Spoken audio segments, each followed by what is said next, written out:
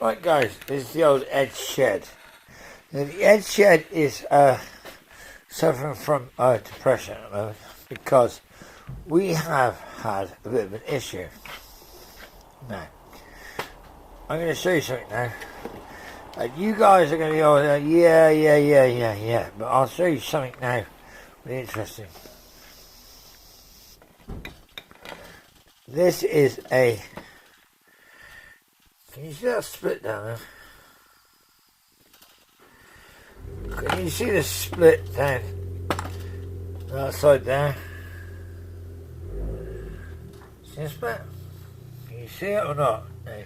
So we've got to go back to an oil cooler engine. And that might make a difference because the engine runs. The engine runs, it started up first thing time. I'll see. It ran great. It started on the key.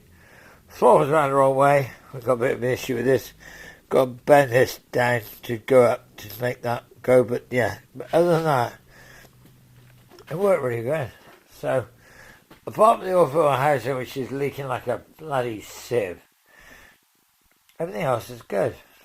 So, I'm going to say to you now, guys, that I'm going to put it on eBay, so just watch out for the listing, because it's going to be crap. I'm going to put an oil cooler. I've got to put an oil cooler. I have to put an oil cooler now, because I only got ones with oil coolers, so I've got loads of oil coolers. So I'm going to put an oil cooler on, and I'm going to do it. Why not? But at the moment, the car runs. It started up. Do you know what? I'm going to kid you not, right? You might not get this. You might. I don't know. It started up straight away. The old AccuSpark distributor coils straight. Do you know what? I love them. They're great. They're great people. They're great. And it went bang straight up. It worked. Now I'm going to say to you something. Nothing. That. If it hadn't been for that stupid bloody split. The split on that oil cooler. Can you see that split? Can you see it?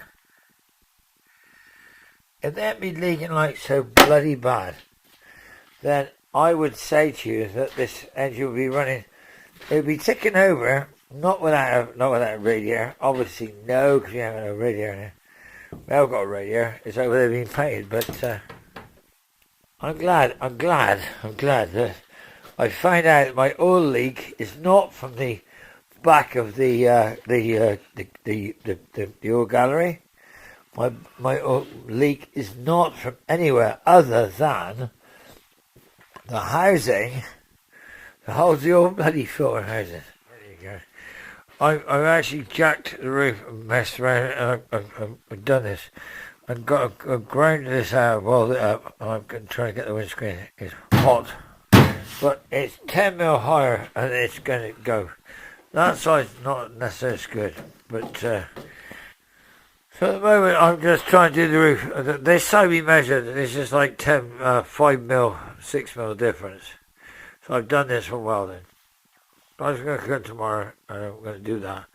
I'm going to get the windscreen fitted. I'm going to get something to cheer me up, because if I don't, I'm just going to give up. I'm going to give up, guys. I've had enough. I can jack this with the port power. I can pull this is sagged down. I can pull this back up. When the screen fits with the rubber, then it'll be good. And the fact that the oil leak wasn't as bad as I thought it was, I'm actually happy. So from that point of view, guys, we're doing good. I mean, come on, listen, we're only here once on this planet. I got one a bit more crap in there. There's like a great ulcer there. I'm going to pass it in there. So, listen, look guys, I got to say to you. He who saves one life saves the world, or saves the car. This bloody piece of shit is fighting me all the way. And it doesn't really matter, does it? It doesn't matter what I do or don't, because it doesn't matter. does it matter? Because for all the judgmental idiots out there telling me, oh yeah, it's crap. You know what? I'm doing it because I can, and time's precious. So, I don't know where you are. I'm out here doing this. On most Saturday night, people would be not doing this, would they?